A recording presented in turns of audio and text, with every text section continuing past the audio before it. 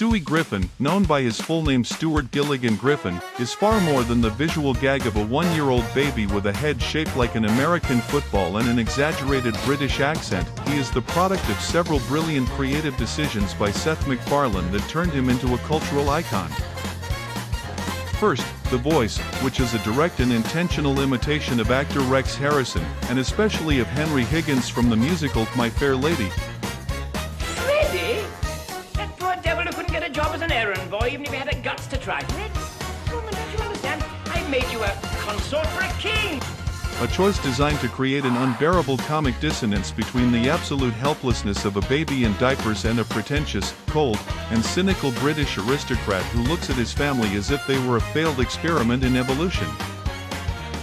And second, his original role as a parody supervillain of characters like Ernst Stavro Blofeld from the James Bond films and like the Brain from the series Pinky and the Brain, a megalomaniac baby who builds laser weapons, weather control devices, and armies of robots in his nursery out of two childish and total goals. To kill his mother Lois, whom he blames for banishing him from the warm and perfect paradise of the womb, and to take over the world because he is convinced that only he is smart enough to run it. And out of this basic frustration was born the most fascinating psychological evolution in the entire series, because in seasons 1 to 5 Stewie was a pure, cold, calculated, and truly dangerous sociopath. Then in seasons 6 to 10 the writers softened him and turned him into an implied and self-aware queer character, obsessed with Brian the dog, with Broadway musicals, with designer clothes, and with muscular men like Ryan Phillip, when the joke shifted from he wants to kill everyone to he wants everyone to love him but he's closeted and doesn't know how to ask for it. And finally, from season 11 to today, he has become a gifted child with deep existential anxieties, a child who understands that he is forever stuck in the body of a baby who hasn't grown for more than 20 years of broadcast, who suffers from terrible loneliness, from abandonment anxiety, and from fear of death, and who almost no longer tries to kill Lois but seeks her approval. And all this change turned him from the villain of the show into its most tragic and human hero.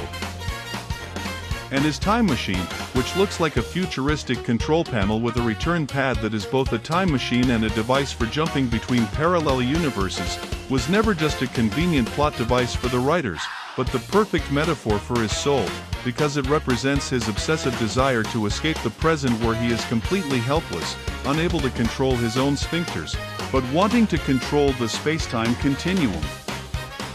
And the four defining moments that define him. First, in the film Stewie Griffin, The Untold Story, where he meets his future self at age 35, a fat, depressed, virgin, and heartbroken man working as a waiter at Hooters, and this traumatic encounter makes him understand that his megalomaniacal path leads to total failure and causes him to try to change.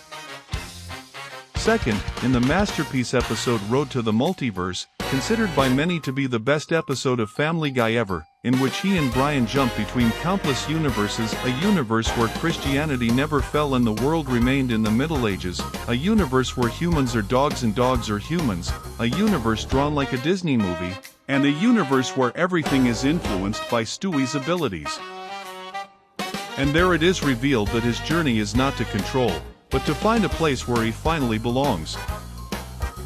Third, in the dark and brilliant two-parter Stewie Kills Lois and Lois Kills Stewie from season 6, in which he finally succeeds in the great scheme of his life, shoots Lois, imposes terror on the world, and becomes a dictator, only to discover that the victory is completely empty, that he has no mother, that he has no Brian, that he has no love, and that he remains alone on the throne, and therefore he voluntarily chooses to erase that entire timeline and undo the murder, a choice that is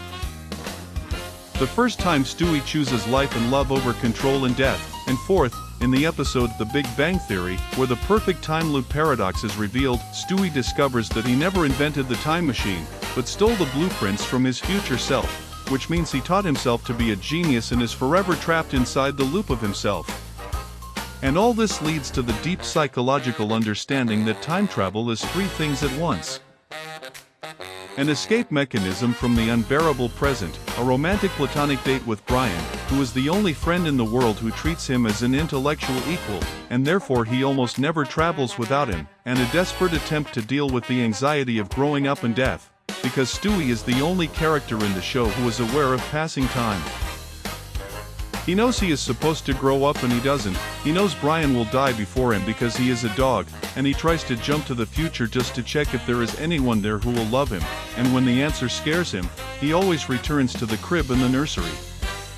And therefore, in the end, the time machine is not a sports car, but a mechanical one. He builds it again and again to try to return to the only warm and safe place he remembers, and when he fails, he stays with us. The most cynical, most brilliant, most gay implied, and most heartbroken baby on television.